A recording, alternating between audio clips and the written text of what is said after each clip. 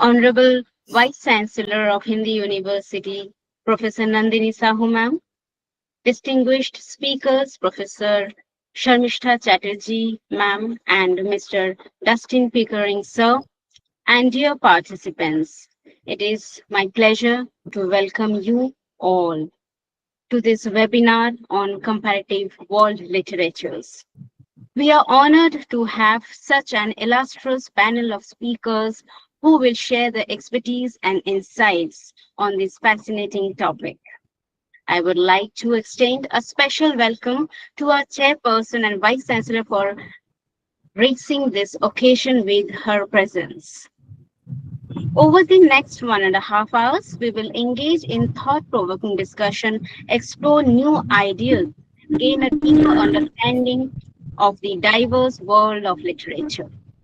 Let us come together to celebrate the richness of literary expression and the power of comparative perspectives.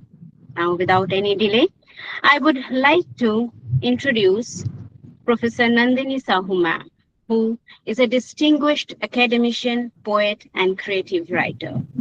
She has had an illustrious academic career and previously held the position of Professor and Director, School of Foreign Languages, Indira Gandhi National Open University, New Delhi.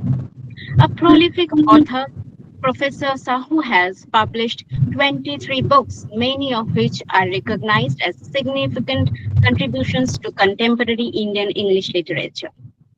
Her works, widely appreciated for their depth and originality, have also made her a best-selling author on Amazon in the year 2024 and 2025. Professor Sahu's academic accomplishments include double gold medals at both the undergraduate and postgraduate levels, as well as the prestigious Literary Award and gold medal conferred by the Vice President of India in recognition of her outstanding contributions to English studies. In recent years, she has been the recipient of the several distinguished honors, including the Michael Madhusudan Academy Award in the year 2024, the Lifetime Achievement Award in the 2024, and the Tegar Samman in 2025, acknowledging her enduring influence on literature and education. Her most recent publication, Medusa, exemplifies her literary and intellectual versatilities. Professor Sahu's research interests encompass new literatures, critical theory, folklore, and cultural studies, through which she continues to advance critical scholarship and inspire academic discourse in the field of Indian English literature. So, now I would like to welcome Professor Nandini Sahu ma'am, please, for her inaugural speech. Ma'am, please. Thank you so much, Dr. Paramita, for this very generous introduction. I welcome my friend, a fellow poet, Dustin Pickering, and Professor Sharmistha, a very reputed scholar in West Bengal and, of course, all over the country, to our very important lecture series on comparative world literatures. If you have watched a few videos from our YouTube channel, probably you will have an idea that we have started this important and very seminal lecture series in the month of January, where the best brains of the country and the world, including the US and Germany and France and UK and many other places, they have already contributed important lectures to this series on comparative literature. And we are planning to introduce a department of comparative world literature. So that is why this kind of a lecture series, we hope that is going to help us to design our syllabus, and also the lectures will be a part of our archive of our YouTube channel. And about my engagement with both the eminent speakers today, Dustin Pickering critically engages with the pedagogy of uh, disability studies and many other fields which Dr. Paramita will formally introduce him.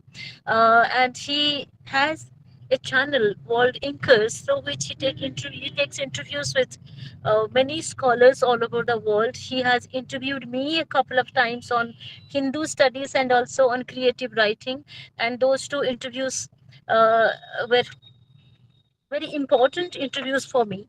And Dustin Pickering has been writing poetry, fiction, and critical research papers, and he has been substantially contributing to world literature. So today, the presence of Dustin Pickering is very apt and very interesting and important because he is an author not just of the US, he is recognized all over the world. And I hope that today, with his contribution, his research, and his discussion on comparative world literatures, he is going to enrich this lecture series, and my colleagues and students will be benefited by his contribution. I welcome you to Hindi University, West Bengal, India, to be a part of our journey of comparative literatures. Thank you very much for accepting our invitation, and I'm glad to see you here. I'm going to listen to your lecture from the recording because now I may have to log out because I'm traveling, you can see. And coming to Professor Sharmistha, I got introduced to her very recently, a few months ago, and I was very glad to see the commitment, the discipline with which she has been writing and doing her research and publishing. And she's also an administrator, she's a scholar, and she's truly, truly interdisciplinary. Her commitment to work was something that actually influenced me, impressed me.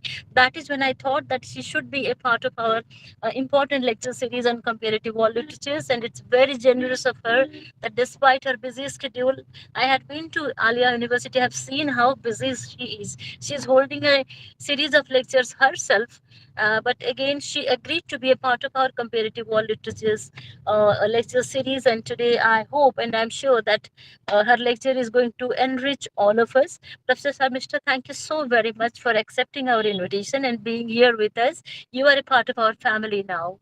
I welcome both the speakers, and I leave it to Dr. Paromita, the Public Relations Officer of Hindi University and also a teacher of Hindi and translation studies, to handle the entire program.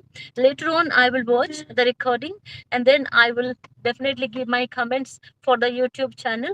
And for the time being, once again, welcome both of you and namaskar.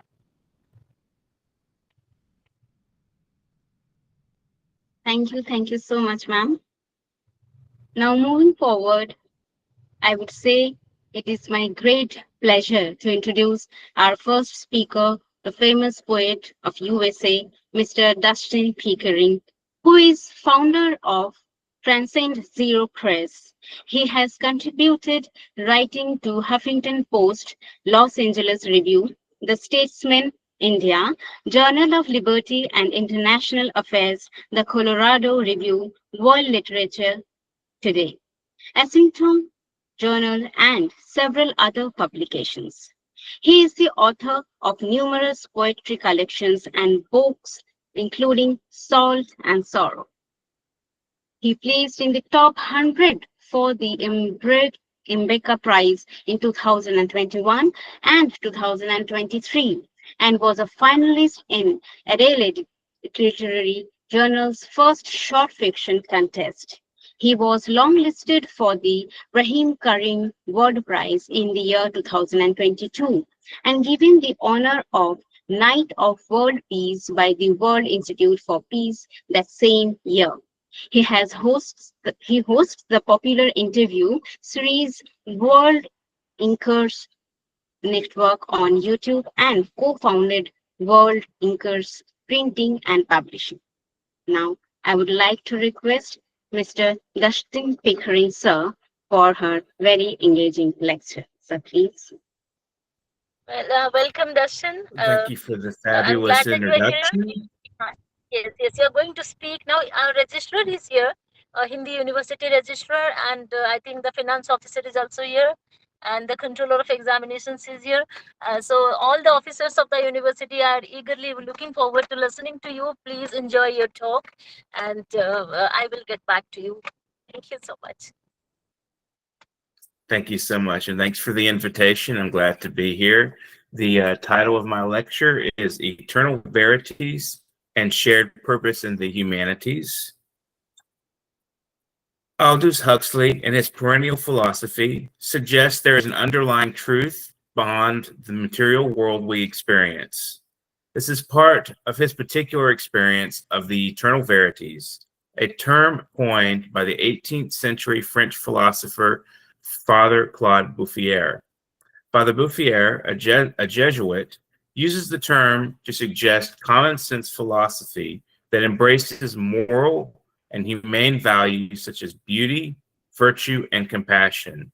Graham Collier, writing for Psychology Today, defines Father Bouffier's concept as, quote, imaginative and creative thoughts, feelings, and understandings which present us with what we would call moral and humane values, insights enabling us to know and feel the positivity of those attitudes and actions which ring true and good, and the negativity of those which ring false and harmful, end quote.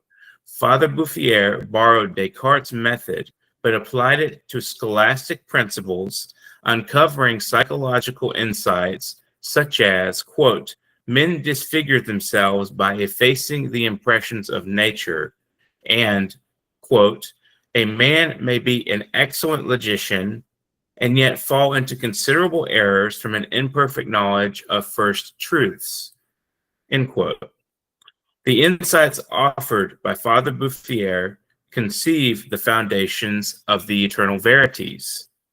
Huxley writes, quote, to be enlightened is to be aware, always, of total reality in its immanent otherness, to be aware of it and yet remain in a condition to survive as an animal, end quote. This mingling of divine and animal being is both scientific and religious in nature. Darwin, as an example, notes the similarities between the animal kingdom and human society. There is continuity between humans and other animals and their emotional lives. There are transitional stages among species, not large gaps. And the differences among many animals are differences in degree rather than in kind. That's a quote from Darwin. The emotional categories of being are shared among species, and contemporary science notes the complexity of animals we once considered safe for exploitation. Insects are said to have subjective experience and selective attention toward their environment. Crows are also now believed to possess self-consciousness akin to humans. The scientific realization that crows have this kind of awareness happened in 2020.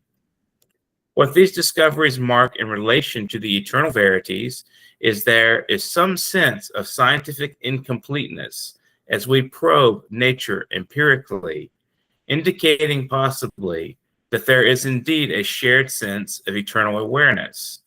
Max Planck, the founder of quantum theory, writes, quote, there can never be any real opposition between religion and science, for the one is the complement of the other.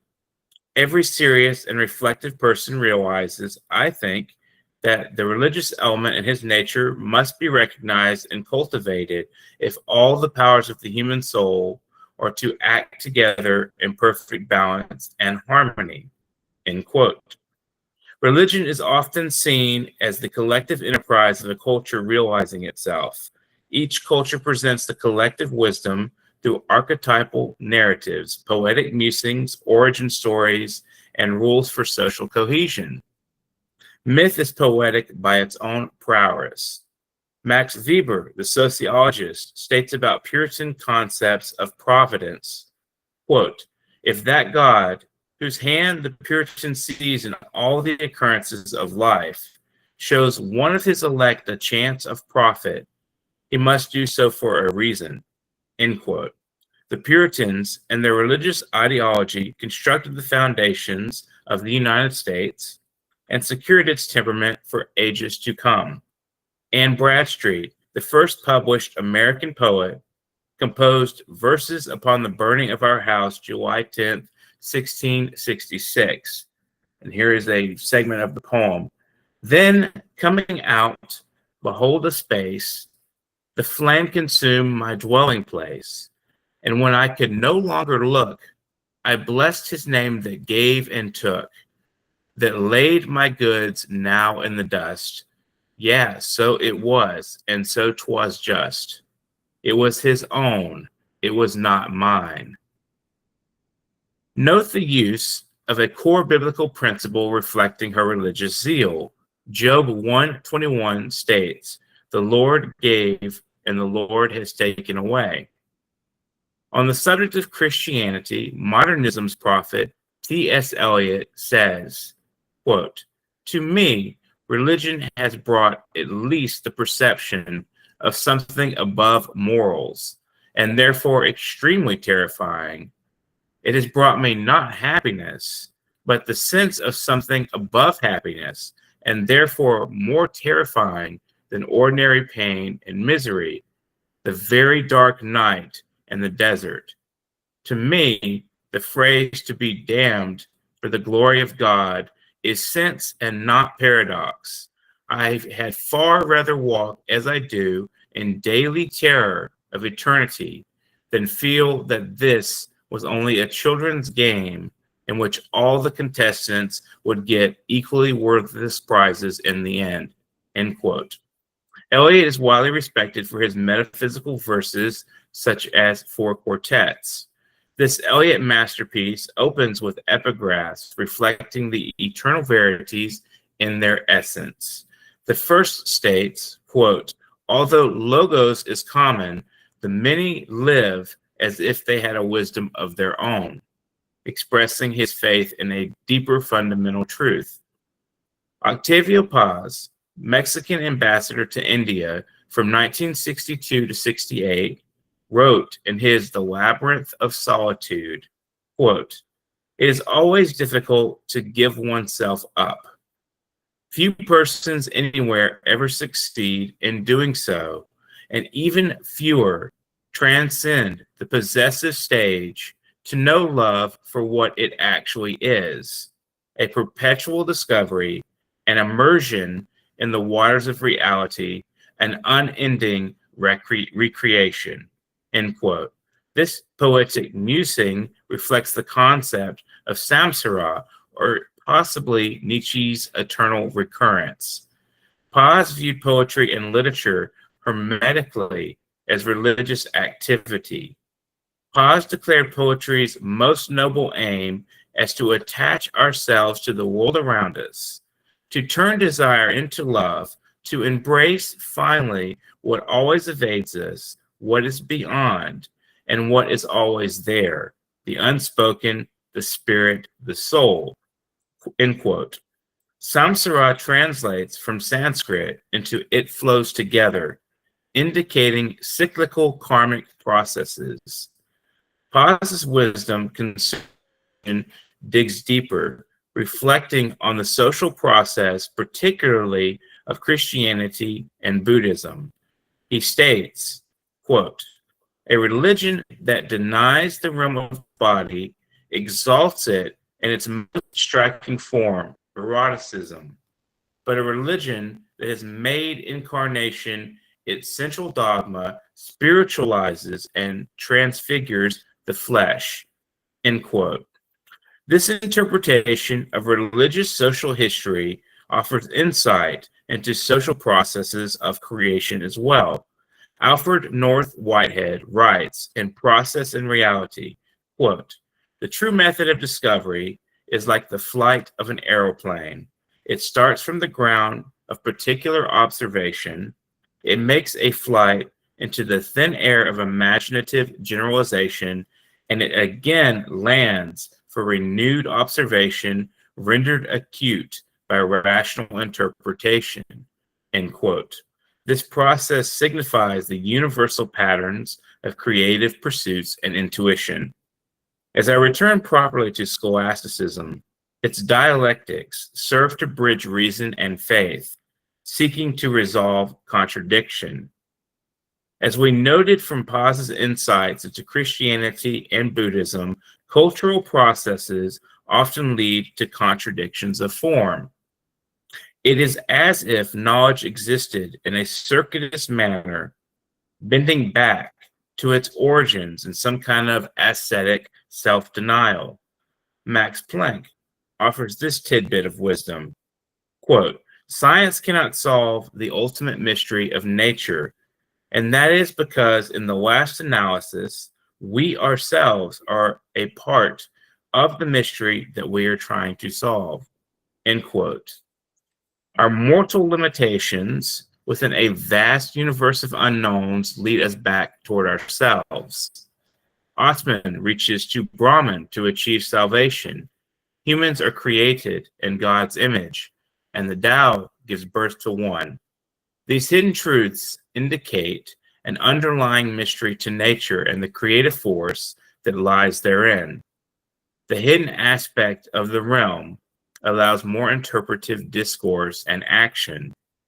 Literature's quest to develop self-consciousness, abide by moral beauty and civic virtue, and mystify the relationship of these agnostic processes is something I call progressive revelation. In metaphorical terms, God's divine presence gradually hints toward truth and necessity over universal time.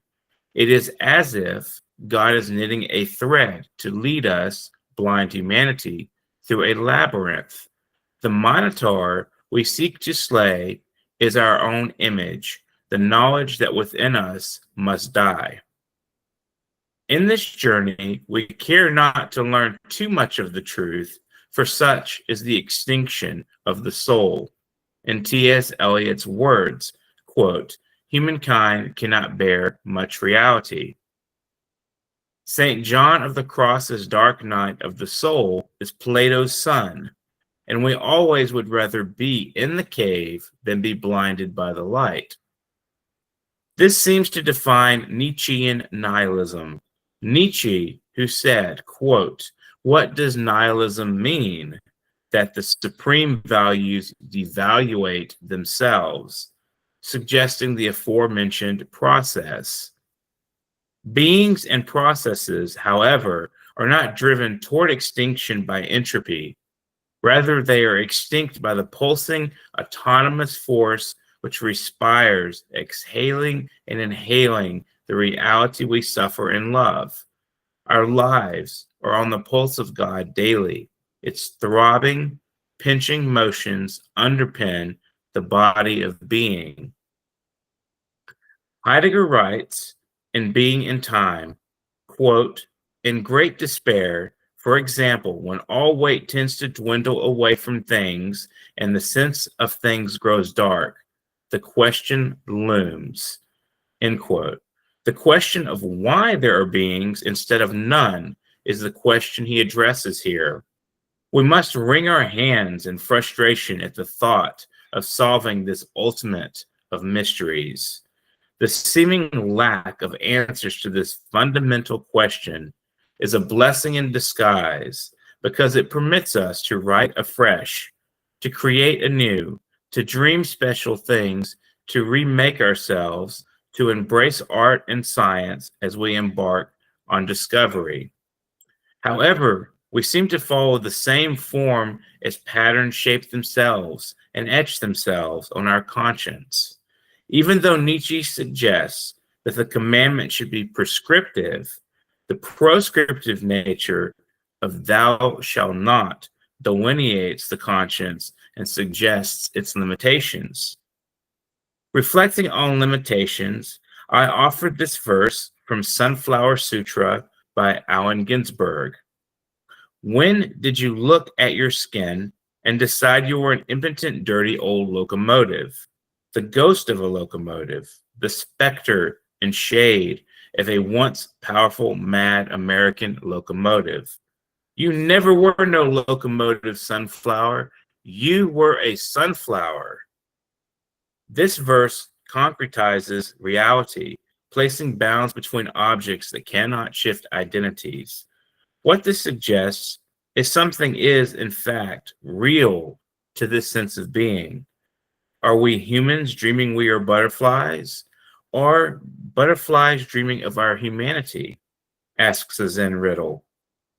Ginsberg writes in Butterfly Mind that, quote, each flutter, each pause a part of the whole, the butterfly mind a mirror of the universe, end quote. This reflection on the riddle of timeless being reminds readers that all is interconnected. Therefore, such a riddle rather points towards ultimate reality rather than posits a literal transformation. These verses confound reality, suggesting metaphysical veils encase the physical world of objects akin to a dream. However, no matter how good the world is, the choice of evil exists. Ultimately, God's will prevails, and all secrets swept under bring comeuppance. Try as we may, shadows dissolve with exposure to light. Shadows are analogous to obstruction of one thing by another where light seeks the floor. Evil often cancels evil in spiritual warfare.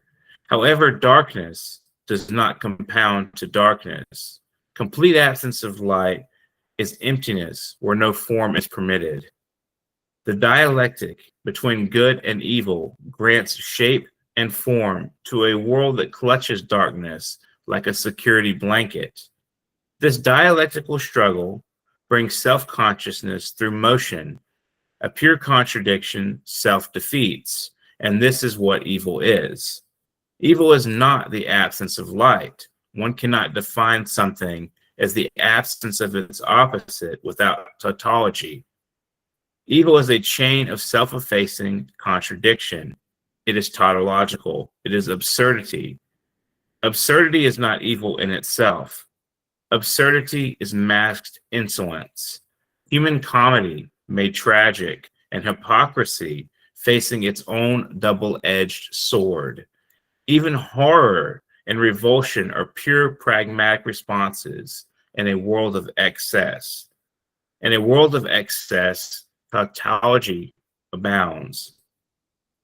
To cite W.H. Auden, who first wrote as a convinced Marxist and later as a Christian humanist, quote, evil is unspectacular and always human, and shares our bed and eats at our own table, end quote.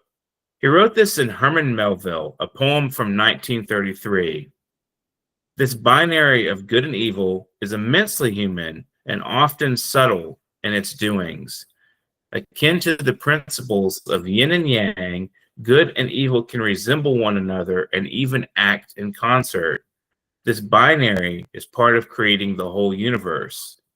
Proverbs 8:13 from Christian scriptures note that, quote, the fear of the Lord is to hate evil, end quote. Chapter 16, verse 7 of the Bhagavad Gita is also psychologically illuminating. Quote, those who are demoniac do not know what is to be done and what is not to be done. Neither cleanliness nor proper behavior nor truth is found in them, end quote. The Quran states, quote, when you see them, their appearance impresses you, and when they speak, you listen to their impressive speech. But they are just like worthless planks of wood leaned against a wall. They think every cry is against them. They are the enemy, so beware of them. May Allah condemn them. How can they be deluded from the truth? End quote. What other ways are these conflicted principalities expressed and in combat? One potential facet of expression is the arts, particularly the literary arts. Globally, the arts bridge cultures and people. As a form of communication, artistic pursuits invoke freedom and danger simultaneously through the weighing of ideas. Artists are products of their time. Picasso says of an artist, quote, he is also a political being, constantly aware of the heartbreaking, passionate, or delightful things that happen in the world, shaping himself completely in their image, end quote. No artist is born in a vacuum, and in fact, nature abhors a vacuum. Pascal, the famous Christian philosopher, writes, quote, "The strength of a man's virtue should not be measured by his special actions, but by his habitual acts," end quote. The act of utilizing one's emotional conflicts and ill will to create art and dialogue about contemporary issues is an act of genuine virtue because it is non-invasive and in accordance with reason. For the artist, the creative process is a habitual act. Literary art is a dialogue and an introduction to new concepts and possibilities. Fiction is an empathy-building tool, and poetry encourages creative thinking. As the humanities disappear from university curriculum, the world succumbs to authoritarian regimes and violence. According to Economic Intelligence Unit, more than 1/3 of the world currently lives under authoritarian regimes. Political violence is now almost normal in the United States. From 2012 to 2022, bachelor's degrees in the humanities declined by 24% nationwide, according to American Academy of Arts and Sciences. STEM fields have grown substantially, likely because of economic gains. Humanities degrees, while creating good, conscious citizens, do not help repay student loan debt once entering the career space. The Hetchinger report suggests the humanities are important because they teach, quote, how to communicate effectively, think critically, work in teams, and be able to figure out a way to solve complex problems outside of a particular area of expertise, end quote. These skills apparently don't attract much of an interest. At this time of heated political divisiveness, don't these skills seem like rational responses to the world today?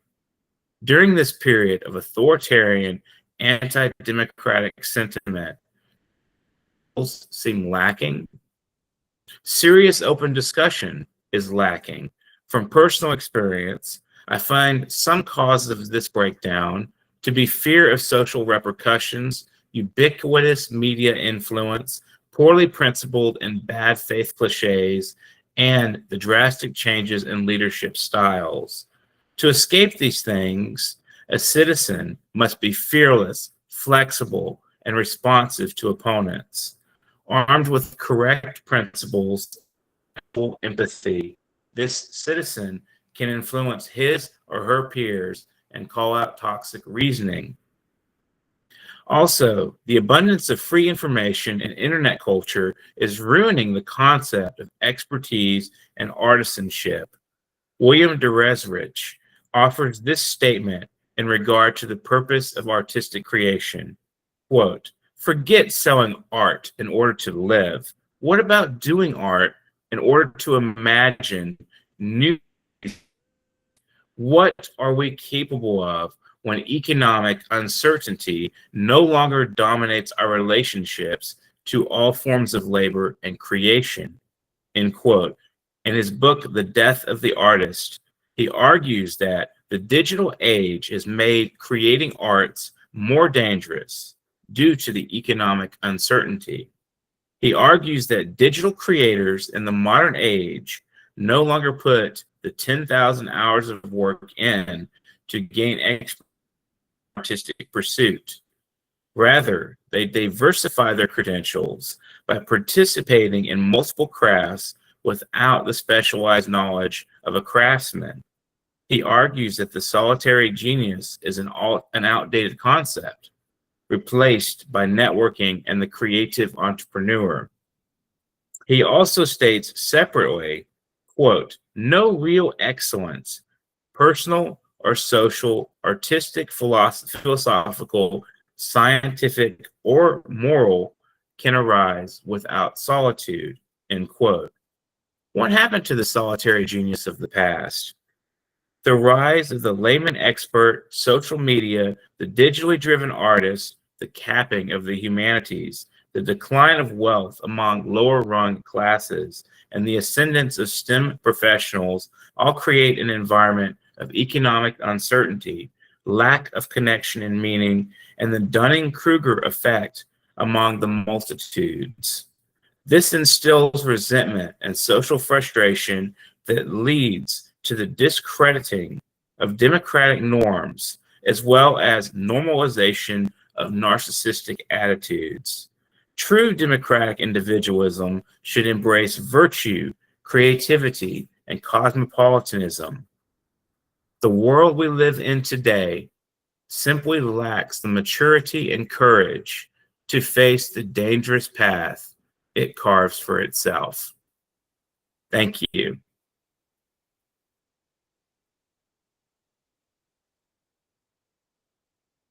Thank you, Mr. Pickering, for such a thoughtful lecture where you explored the intersection of religion and various concepts, citing Max Weber, Annie Bradstreet, T.S. Eliot, Octavio Paz, and many more.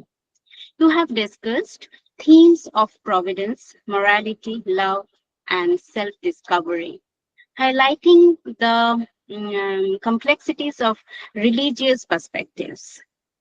You also highlighted the importance of mystery in allowing for continuous creation and discovery, enabling humanity's ongoing pursuit of understanding. Thank you so much for your engaging and very enlightening lecture. Now, it is my great honor to introduce our next speaker, Professor Sharmistha Chatterjee, ma'am, who is a professor and head at the Department of English, Alia University, West Bengal, India. She has been the coordinator of the university research programs in the year 2022. Her areas of interest include South Asian literature, translation studies, post-colonialism, partition, green humanities, gender studies, and English language teaching. She is currently an aviation English trainer and rater under Airports Authority of India, Ministry of Aviation, Government of India. She has authored and edited books, penned articles, and has been a trainer and resource person in many faculty development programs. Professor Chatterjee has over 56 invited lectures to her credit. Her recent publications are an edited book, English Communication, published by Cambridge, UK, and a chapter titled Her Story, Scripting the Nation in the Works of Contemporary Women from Bangladesh and Pakistan, in the anthology Nationhood and the Indian Subcontinent, Contemporary Cultural Reflections, published by CLTCS NSOU. Now, I would like to request Professor Sharmistha Chatterjee, ma'am, for her very engaging lecture. Ma'am, please. Thank you, Dr. Paramita, for that very generous introduction and those kind words. I think I'll take a minute if I can share a presentation with you while I talk, which will probably help a bit more in understanding what I say. So just give me a few minutes for a second. Absolutely.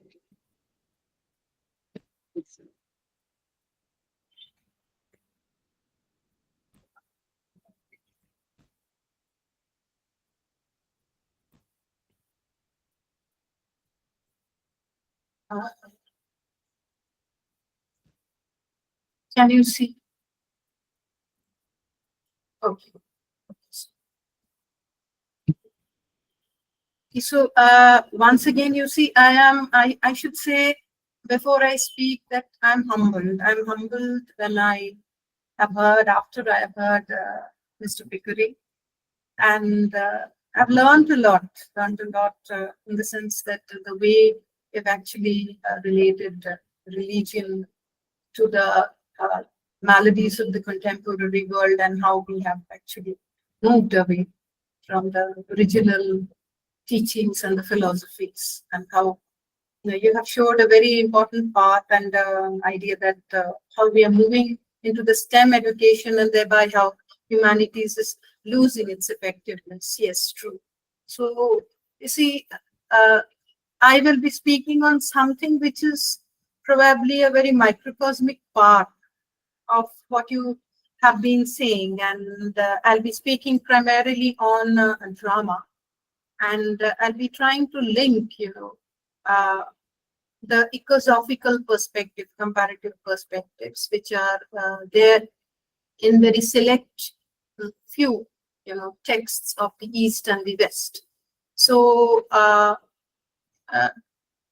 again, a minute just to adjust. And so my title, which basically I have put, is as it goes and as you see, between managerial and radical ecology, philosophical perspective of select 20th century playwrights from the West and the East.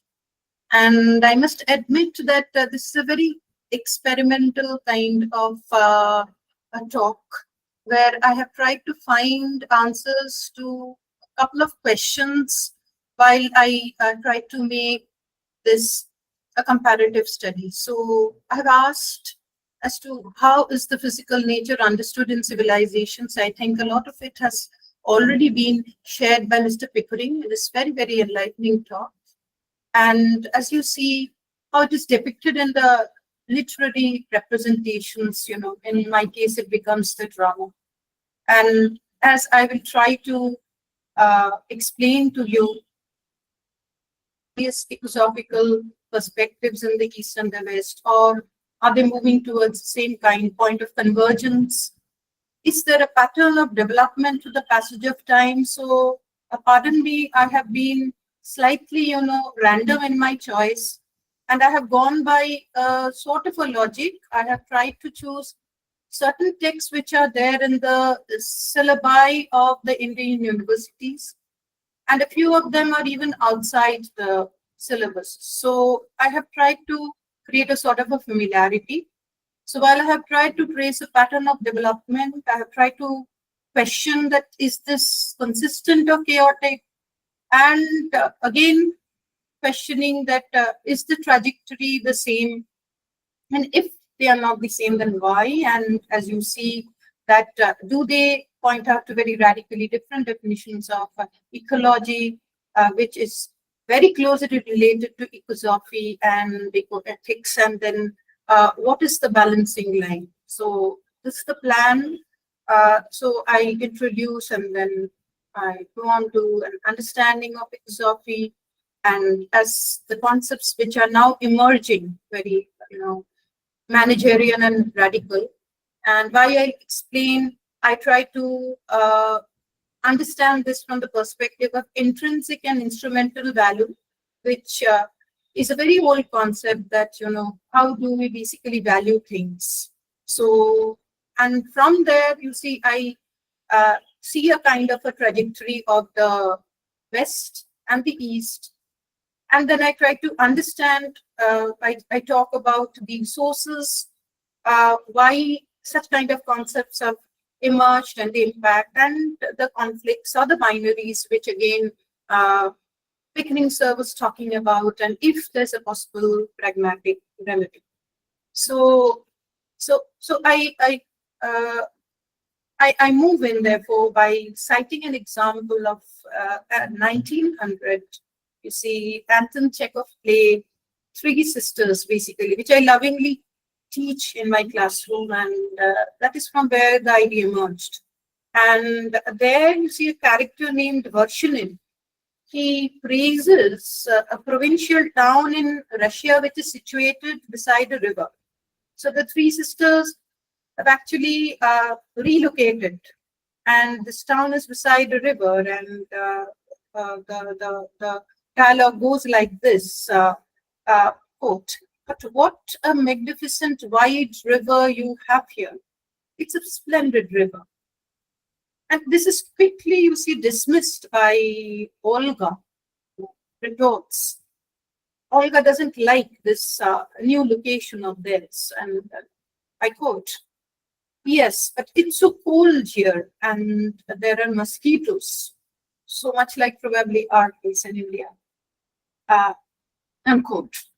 So this little exchange gave me the idea that this can serve as a classic example of how human beings accept or dismiss the same physical nature around them and define what has famously a term which is euzoikos, which means the household or nature, their largest homestead.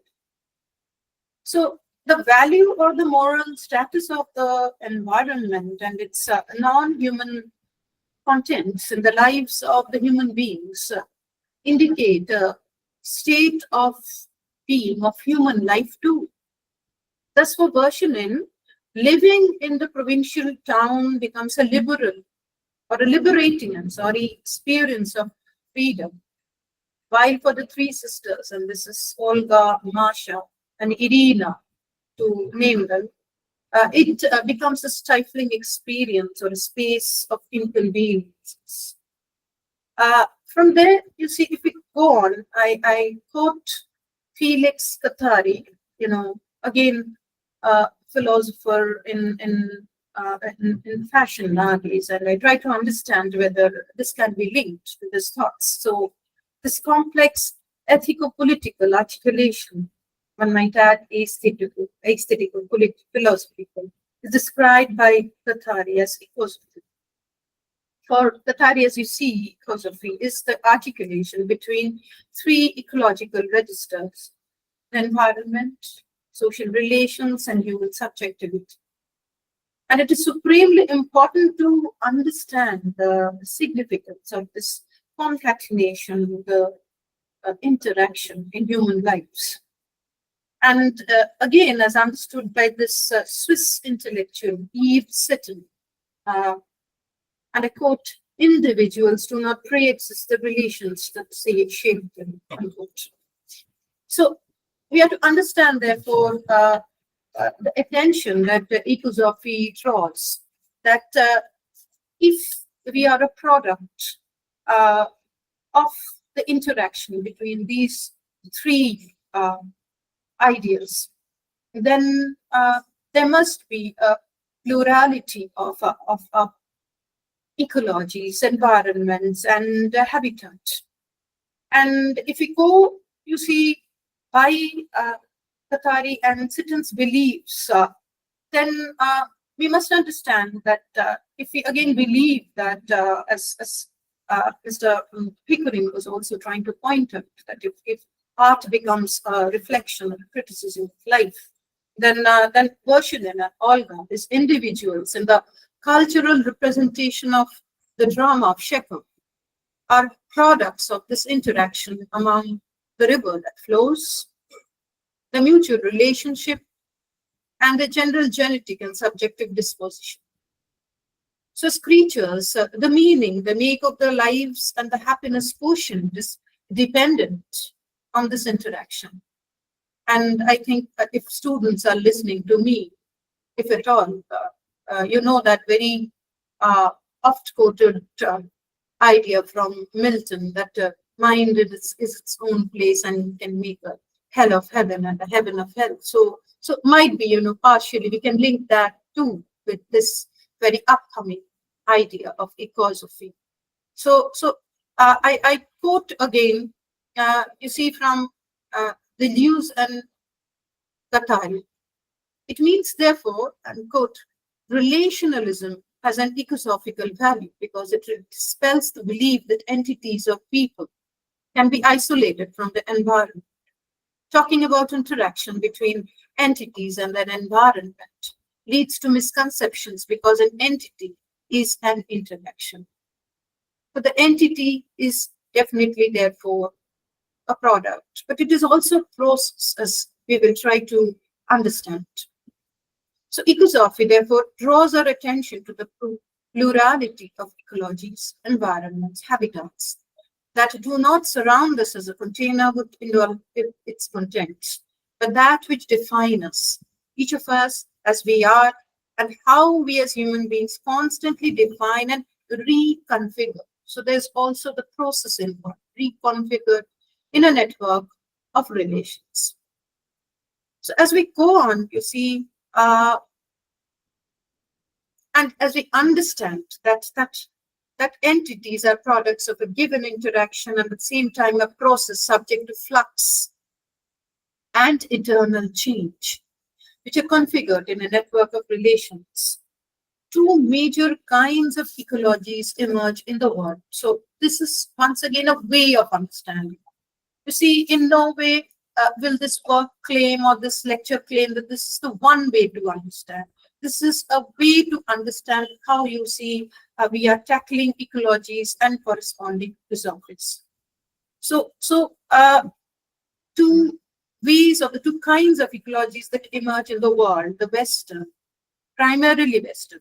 And again, you see, when we say Western, it doesn't give the fact or it doesn't assume that all the West is like this, but largely.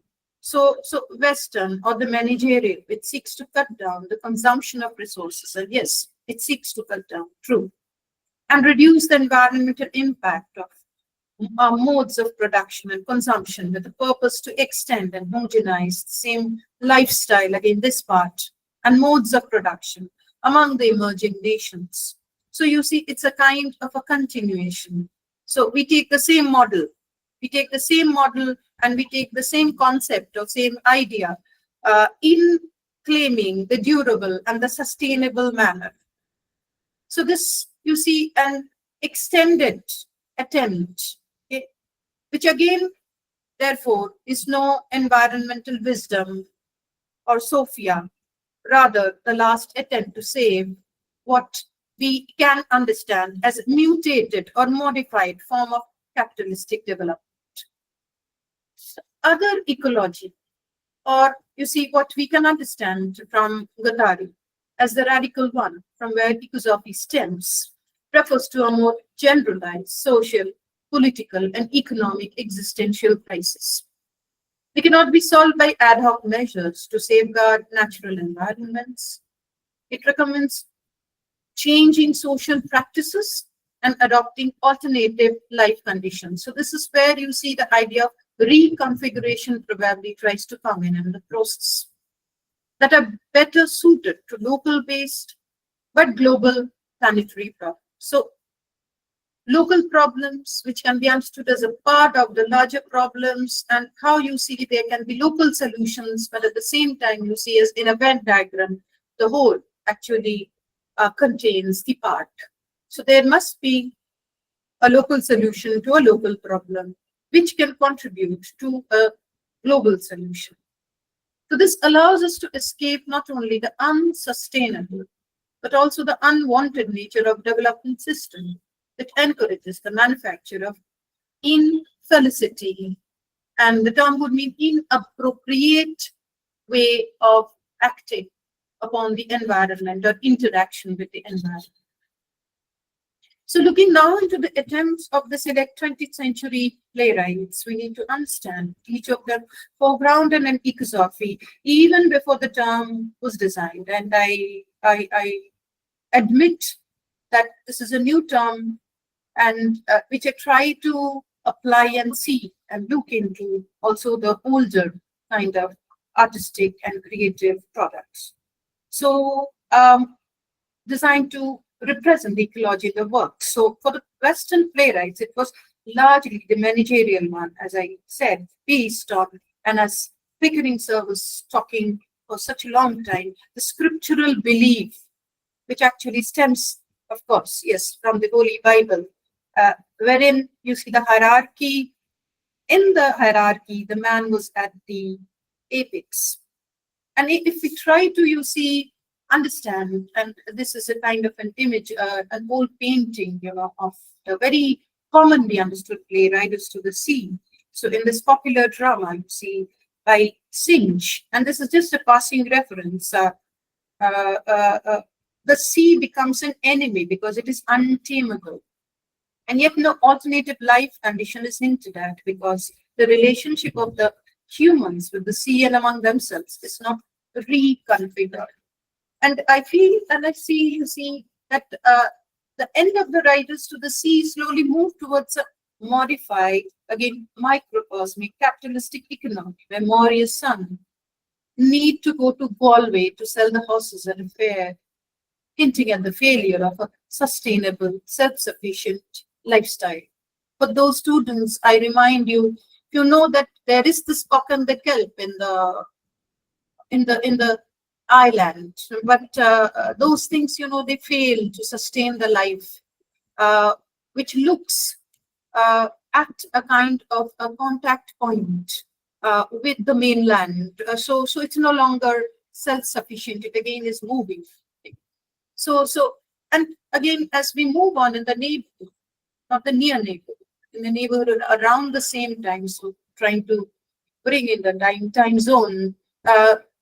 Again, this is a Chekhovian play, hints at a dying feudal structure. Again, the same kind of a transition, which is then slowly yielding to again a same kind of bourgeois, self-aggrandizing, profit-making motive. And Chekhov's play subtly captures the process of, I again borrow this idea of early deterritorialization.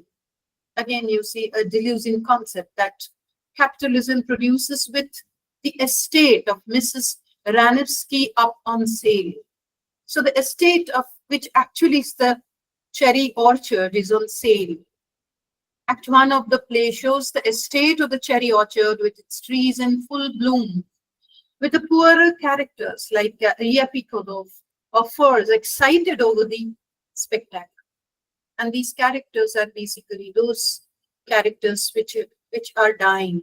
In fact, Furs tries to remember the traditional utility of the cherries. Herein, you know, we will definitely look into the idea of instrumental value.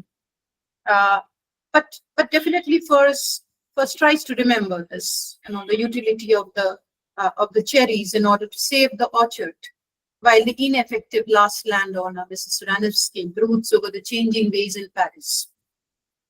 Lopakin, who actually buys the orchard and is a manager and was an earlier serf in the literal sense, buys the orchard, which had defined the identity of all people who inhabited that space. Act 2 of the cherry orchard records the abandoned nature. A tumble-down chapel, dark poplar trees, large stones like old tombstones, and the intrusion of railways.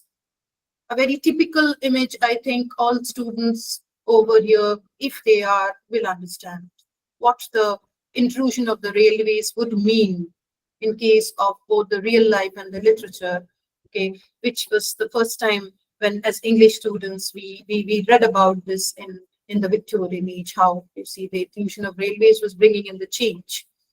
So Furs laments the axe striking a tree. It sounds lonely and sad, and he's ill. Chekhov suggests no reconfiguration, at least for the displaced, rather hints at what Antonially suggests the beginning of a process of generalized re-territorialization based on polarization, rich, poor, integration, disintegration. Having looked into an Irish-Russian dramatist early, we can sit down a couple of years with Pygmalion, you know, very well-known play by the Irish-English dramatist George Bernard Shaw. You see, as I was saying that before we move into this, we also have to understand the deep, profound impact of the idea of instrumental value and intrinsic value in understanding ecosophy of the current times and also through the 20th century.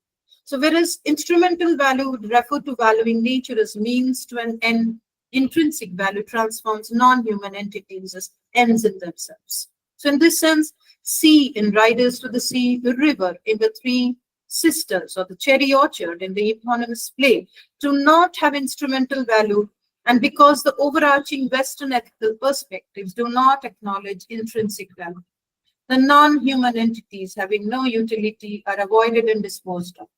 It is to be noted that the Holy Bible, Book 1, Genesis mentions that non-human life was created for the promotion and for the use of the humans, and that Adam is to be the Lord of all non-human life. Aristotle further, for example, in Politics, Book 1, Chapter 8, apparently maintains, and I quote, nature has made all things specifically for the sake of man, unquote. So this kind of a teleological thought is ultimately anthropocentric and pushes the idea that non-human life is ultimately only instrumental in human life. The 1916 play Pygmalion is a case where the same managerial eco-ethics is applied to reconfigure the identity of a flower girl.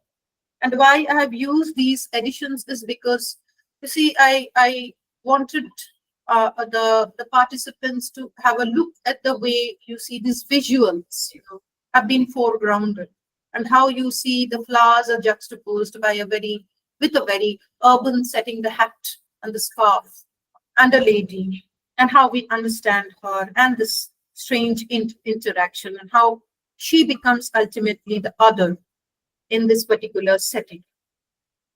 So the same, you see, as I was saying, managerial eco-ethics is applied to reconfigure the identity of flower girl, and we all know Eliza Doolittle in an urban scape. In early 20th century England, as we know, rains were always troublesome because of the perennial nature, just as the flowers of the flower girl selling them by the street. After, as we know, an accidental collision with Freddie, the flowers are all scattered and no one looks back to pick them up. Eliza Doolittle is not the solitary reaper of birds. She's rather, and again, if I might use the word, deterritorialized other, with no riches and money. Like flowers, read nature, she is abused because she is plain, not at all romantic. I'm quoting from the text. Wears a hat of straw, which has been exposed to dust and soot of London. And compared to other ladies, she's very dirty. This is the quote. She is very dirty. And more so because she speaks a non-standard dialect. And there's a quote, a woman who utters such depressing and disgusting sounds has no right to be anywhere in the native language of Shakespeare and Milton. Depreciation of nature and woman, as is understood vis-a-vis appreciation of nurture and man, is evident throughout the play. Eliza's random picking up for experiment by a learned professor from the elite class is compared to the insensitive picking of eggs from a bird's nest. And Pickering says, they found a nest with 4 eggs in it, Higgins. They took one piece and left the 3 in it. And when Mrs. Pierce, who is the housekeeper, she protests, you can't take a girl up as if you are picking a pebble on a beach. Professor Higgins retorts, why not? The entire project of robbing away the town. So it's also the idea of the language which is the natural source of the natural tool, I would say, of expression. The natural part of the identity of the poor girl at the altar of science, experiment, and nurture is comparable to, I think, with the thoughts of the eco-feminists who cry for the justice of women or for the white man's burden to civilize the natives. Only in this case, it is the patriarchal society which is in operation.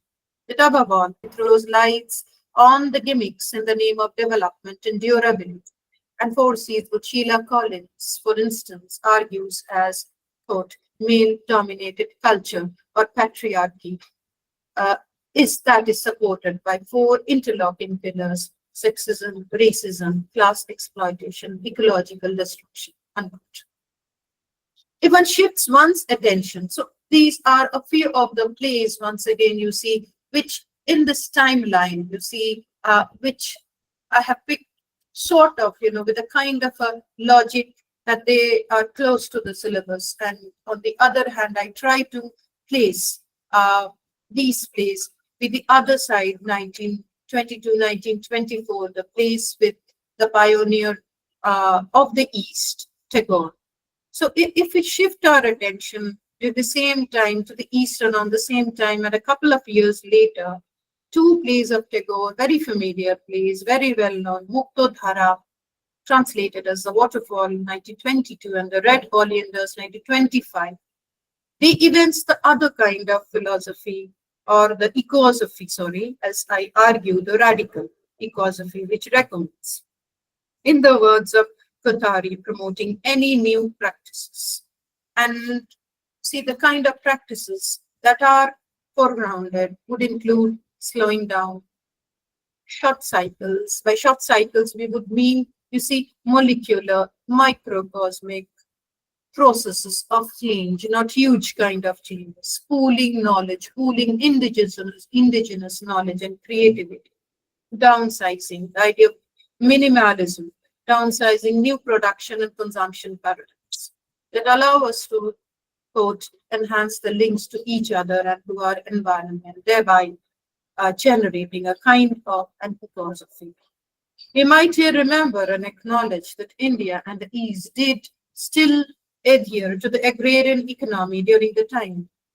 That is, the two plays were to warn capitalism and its greed was slowly bearing its fangs, and one of the sure ways to augment it was by manacling nature. So Muktodhara, which literally translates as the free stream, has been manacled by the engineer Vibhuti, who has created a machine, for those of you who have read, to bound up the waterfall of Muktodhara. Young men of the land are kidnapped for building the embankment, and people are deprived of the free water, food prices becoming dearer as Vibhuti gloats. I quote, "My object was to make man triumphant over the sands and water and stones which conspired against them. My machine has triumphed over the cries of hunger, mother's curse," unquote. However, as the ecosophy of Tagore and the East would have resounded, the Crown Prince Abhijit frees the waterfall as he gets drowned in the process. He saves the people of Shintarai from perpetual famine. Tagore celebrates the death of the Crown Prince by declaring him one with nature. When we move into the understanding of Tagore by a very important environmentalist of the contemporary times, Ramchandra Guha, is also a historian. So, according to him in Guha, in Tagore, we see the earliest Indian, and I quote, "precocious environmentalists who truly knew local traditions, local solutions to global problems." However, unlike Gandhi, who vehemently dismissed, so Gandhi actually in Hind Swaraj, he dismisses India's taking over to industrialization after the manner of the West. Tagore worked his way towards what we can call a scientific conservation. That was a kind of balancing, a vision where technological innovations would serve humans and harmonize with nature rather than dominate them both utterly. There's a passage where Tagore's ship, while he was touring to Japan, entering Penang, was suggested. And I have put up on the slide the quote. So what is important in this long quote, I would say that the last line, "A steamship has many advantages over a sailing vessel, but the beauty has been lost." Tagore was perhaps the earliest person in the East who thought in terms of scientific conservation, as is evident also in Nandini's warning in the play Red Oleanders in 1925.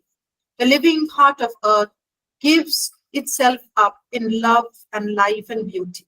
But when you rend its bosom and disturb the dead, you bring up with your booty the curse of its demon, blind and hard and cruel and envious.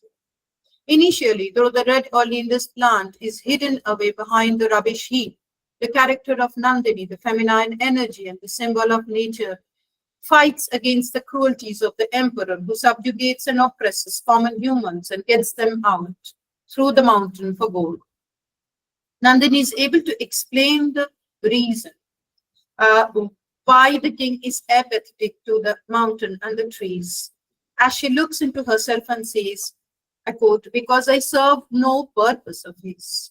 This is precisely the debate we refer to while judging the instrumental and the intrinsic value of nature. Yet, unlike the flower girl in Pygmalion, Nandini refuses to be broken into pieces and operates in a mode where the king gets fascinated with the fear of Nandini, that which might give the nascent ideas of the eco-Gothic again, the fear unleashed by the oppressed. Instead of allowing the machine power to conquer, Kishore, Nandini, and others resist the tyranny, resulting in the freedom of the slaves in the gold mines and the destruction of the city of Yakshan. Yet in the process, Nandini herself dies, a price which needs to be paid for all worthwhile freedom he achieved. This slowing down and resistance of a growing urban space to suit local ends is the characteristic of Eastern thoughts, which find its roots in the Upanishads and other scriptural texts. The hierarchical dualism of the West is replaced with the perspective of universal unity, which in turn may be derived from the idea of Advaita or non-dualism. Mr. Pickering was referring to the Bhagavad Gita and the Upanishads too, which is inspired by the Upanishads. So again, we look into the same kinds of ideas, since the Upanishads and the Bhagavad Gita uphold the unity of humans and other natural entities, which are but two categories of manifestations of the same reality, the Brahman. It is said that from the body of the Purusha, the Brahman, the reality, Shodosh Kala, or the 16 parts originate. The 16 parts include both animate and inanimate entities that the world is made up of. The Upanishads say, and I quote, he, Purusha, created prana. From prana, he created faith, space, air, water, earth, organs, mind, food. From food, he created vigor, self-control, mantras, rites, words, and a name in the world. Unquote. Recent scholars like Lawrence Sullivan therefore believe that ecology demands the insight of unity to be found in the Upanishads. This would make us understand that why, even in the post-war, and this is the last part of my thought, I would say, not an argument, straight thoughts. Okay, so in the post-war, post-modern world, the dramatists of the East try to continue depicting the ecosophy of the search for unity and wholeness and alignment with nature, even the challenge with the sense of fragmentation, insecurity, and alienation. Thus, from the 1950s to the 1980s, post-war theatre in the West exhibited major dramatists, which are again, Pinter or Osborne, who struggle with the reinvention of individuals of collective existential territories in accordance with intrinsic link between humanity and biosphere, whereas the Indian and the Eastern counterparts try to find the same. And by Eastern counterparts, I name Girish Karna to be one of them, is probably able to do in a manner in plays like Hayavadana 1975 or Fire and the Rain 1998. So in the Hayavadana, I think I'll take 5 minutes more. So in the Hayavadana, thus the forest becomes a setting or a space where human conflicts and desires are mediated by impartial and transformative power of nature, challenging the rigid constructs of identity. Similarly, the horsehead, or the incomplete self, signifies humanity's estrangement from nature and the inner turmoil resulting from this connection. The horsehead's desire to become a complete horse thus becomes the quest for wholeness and reconciliation with one's fundamental nature. Similarly, The Fire and the Rain, 1998, similarly depicts the eternal cyclical interplay of destruction and redemption in nature, which includes human life. Karnad's anthropomorphism in his plays thus serve as an ecological spiritual parable, as opposed to the plays written and acted at the same time in the West, which can at best look at the Edwardian twilight, look back, as in Osborne's Look Back in Anger, 1965. The dramatists fail to evolve ecosophies in the increasingly complex technosphere which surrounds them, as perceived by Gathari. The global networking of urban areas has, on one hand, homogenized the equipment, communication, and transportation means, lifestyles, and mindsets of globalized elites. On the other hand, this has increased the differences between habitat areas. The old center-suburban structure has been deeply transformed, as has given rise to three-way segmentation between over-equipped and over-connected urban areas, lackluster middle-class residential areas, and increasingly more prevalent poverty belts all over. Pinter and Osborne choose to reinforce managerial ecology by revealing in these technospheres and urban spheres the sites of complex power struggles. I would like you also to look to the popular editions and the cover pages. So vis-a-vis the cover pictures of the earlier Hayavadana and Far on the Way. So as you see, sites of complex power struggles, existential anxieties, and creating an uncanny under the rubric of violence and kitchen sink realism. The hierarchy of dualism obfuscates all non-human forms of life and promotes issues related only to humans. If ever dominated rustic people and their language do become a subject, as in Pinter's, as I show over here, the mountain language, much later play 1988, these are doomed to be suppressed and undermined in a strange prison setting following the Western paradigms. I would, I think, conclude, and I leave room for thought, I think, for questions and probably non-consensus, I would say, that there's a need to still initiate ecosophical reconversion, which will push for the development of new aesthetical, ecological, and social living paradigms based on collective thinking of ushering practical solutions. Both the East and the West, as we see through, as a representation in these texts randomly, chosen through a particular timeline. The East, while it is still ensconced in such dialogues, the West is making moves with ventures such as disability theatre. I was so delighted to know that Mr. Pickering works on disability theatre, vulnerability studies of low humanities. But both the East and the West, they need to do probably beyond the lip service, and you see, we'll have to push towards a radical ecology and corresponding ecosophy. Thank you. Thank you, Professor Chatterjee, for such a knowledgeable lecture where you discussed ecosophy, highlighting the diversity of ecologies and environments that shape human identity. You contrasted Western managerial ecology with the radical ecology, which advocates for changing social practices. And I believe such knowledgeable lectures encourages us to think more and ask questions too. We have few questions from our participants. I would like to request our participants to ask their questions. Please unmute yourself. Yes, Madhvanti Ganguly, ma'am. Hello, good Yes, afternoon, ma'am. all of you.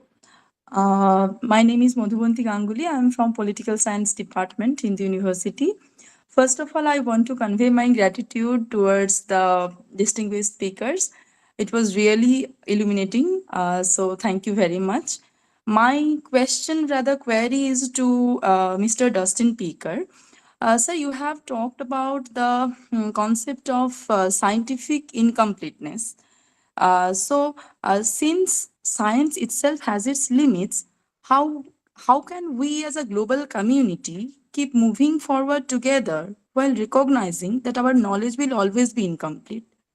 So, can you explain it? That's a very good question. The best answer I could probably give is that science Okay. adapts itself to contemporary issues. And a lot of times at least I've noticed in my readings of science, there's the old saying, I can't remember who it was, said, that science advances one funeral at a time. So all concepts sort of survive their their utility, and then there's a lot of little problems that kind of converge and create a their own new paradigms. I mean, Max Planck is an example I gave. He was told by one of his professors that don't go into physics, that everything's been done, and then he discovers that there's an entire element to physics that had not even been recognized prior to his discovery of them. So I think the main thing, there are limitations to our understanding and knowledge, and there's always this vast unknown out there. And I think what the best answer I could give to your question is that we adapt to contemporary issues. We recognize there are things going on in our world that need our reconciliation, and then we kind of develop our knowledge from that point forward. And of course, that's going to create its own problematics and issues that we emerge in the future, and then we adapt to that. So I think there's always this human restlessness is going to be to our knowledge is always going to be a thing with humanity. So I think that's the best answer I could give. Hopefully I gave Yes, sir. Sure, sir. Thank you very much. Thank you. Thank you, Madhubanti Ganguly ma'am, and thank you, Dustin Pickering sir. Now I can see another raised hand. Yes, Mr. Vishwajit Prasad. Yes, am I audible? Yes, All sir. of you? Yeah. Good afternoon, all of you. I am Vishwajit Prasad. I am the guest faculty member of the Hindi University of Department of Political Science. So basically, I have enjoyed very much today's talk on the greater theme of the comparative world literature, and also I'm very much thankful to Professor Nandini Sahu madam and also the Hindi University to organize these kinds of talk, which is more on interdisciplinary method, and all we in the social science department's faculty member and the students will also get helpful from these kinds of topics. So thanks to Dustin Pickering sir and also Sharmistha madam. So basically not I have any questions, but I have some query regarding the Sharmistha ma'am's lecture. So basically, you have outlined the idea of the ecosophy, and this is the very great term that you have mentioned, ecosophy, eco, and the in our political science discipline we have lot of examples in the ecology and the how the ecosystem is actually worked in the political institution or the political process. And also we have heard in the in our gender studies papers also there are ecofeminism and all. So in my perspective, or in my on my limited area of the literature and these kinds of idea, so my query is how we can relate to this as a climate change perspective, or how as we have seen in the lower southern West Bengal or the eastern part of the India, that more on we can challenging situation in the climate change, where in the Sundarban areas, and also in there are good number of researchers are doing there in the climate change perspective. So how that you have mentioned through the novels and the writings of east and the west part. So like in the political perspective or in the eco-feminist perspective, how we can relate to this kind of climate change or climate ecology kind of perspective with relate to your that kind of literary idea. This is my actually the question. So I hope I in the good way I have Yes, yes. exempted. So, Okay. Thank you. thank you for that question, I would say the other way around, it goes the other way around, that climate change and related, you see how the political changes, the legal moves, you see how the policies, they have affected the whole world, and how you see we from the literatures. See, we try to play a meaningful role. And when we try to play a meaningful role, you see, we cannot play a meaningful role in the sense of, you see, how science would play, or how you see changes in probably conservation methods in the scientific sense of the term.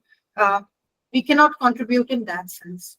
But what we can do is basically we can raise an awareness, a very informed awareness, where you see, I give you an example that, say, in these parts, say, South Asian parts, there is one very, you see, popular author nowadays, Amitabh Ghosh, who is, I Yes. would say, you must be aware. So because, he's this popular author, so I'm referring to him. He writes a book called Great Derangement, which has nothing to do Yes. with Yes, ma'am. literature. Yes. So although you see he's known uh, as a novelist, okay.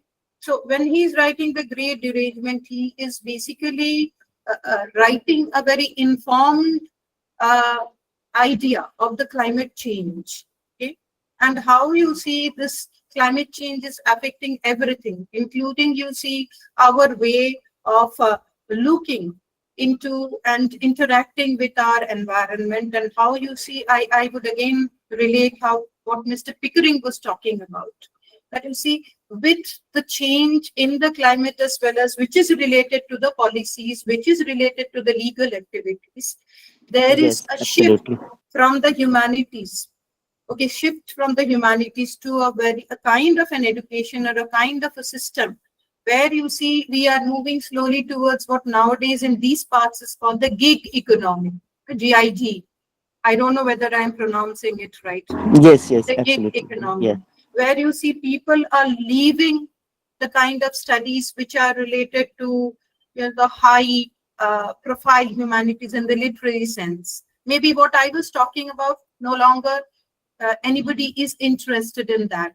Okay, people are interested more in kind of studies which will help them to survive in a world. You were referring to the Sundarbans, okay, where you see rapidly the habitat is changing, rapidly the livelihood, the ways and the means of livelihood is changing. That literature can perhaps talk about as a warning.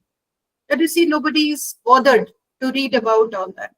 But what we are doing is basically we are playing a sort of, I accept, a second fiddle, right? Reiterating and complementing to the policies and the actions which can bring down the effect, the rapid destructive effect of the policies and the human action or the anthropocentrism which is going around us. I don't know whether you have answered well, but I have tried. I mean, Yes, ma'am. did Yes, I make some of course. sense? Right? Yes. Okay. Uh, Ma'am, can I just say a Yes. few words Yes. regarding that gig economy? That Yes. even in during that, Paromita ma'am, is that as we have Yes, time sir. Yes, sir. for the Yes, sir. 5 minutes? Yeah, just I'm sharing my in experience regarding a project on gig economy, that we are working on some project on gig economy, that gig workers, how they directly affected at the time of COVID. So basically we have done two city based survey, telephonic survey, on one in Ranchi and one in Kolkata. The both are the eastern side of the India. So basically that we have asked people that how you can survive with the gig economy. So gig economy, or the platform of this kind of economy, online platform, is not, is like, is situation is very volatile. Is they are not, that time is not providing in a good way for some kind of helping around to the urban company Ola, Uber, in this kind of platforms. They are not providing their substitute platform or any kind of work apart from the different kinds of uh, what kind of thing, like they are not providing good amount of money or at that Money time or also. any kind of, Yes, say any kind of support system, in yes, case any yes, yes, accidents occur or anything. No, no yes, support system at all. yes. That's So what the how problem is. Yeah. this is also kind of related to the that climate ecology or the climate change, because even we in Kolkata is situated in that very southern of the West Bengal, that is nearby to the Bay of Bengal. So if people are not very much dependent on the work that in the Sundarban area also. So this, that gig economy platform is also like they are doing such kind of transformative work, but not effectively they sustain through this kind of gig platform, like in the long run. So that is my thing. Thank you, sir, for sharing your views. And thank you, ma'am, for the valuable answer. As this interaction session brings us to the end of today's webinar on comparative world literatures, I would like to extend our heartfelt gratitude to the Vice Chancellor of Hindi University, Professor Nandini Sahu ma'am, for her very valuable time. I thank our esteemed speakers, Mr. Dustin Pickering and Professor Sharmistha Chatterjee, for sharing their insights and expertise with us. To our lovely participants, thank you for your active participation and engagement.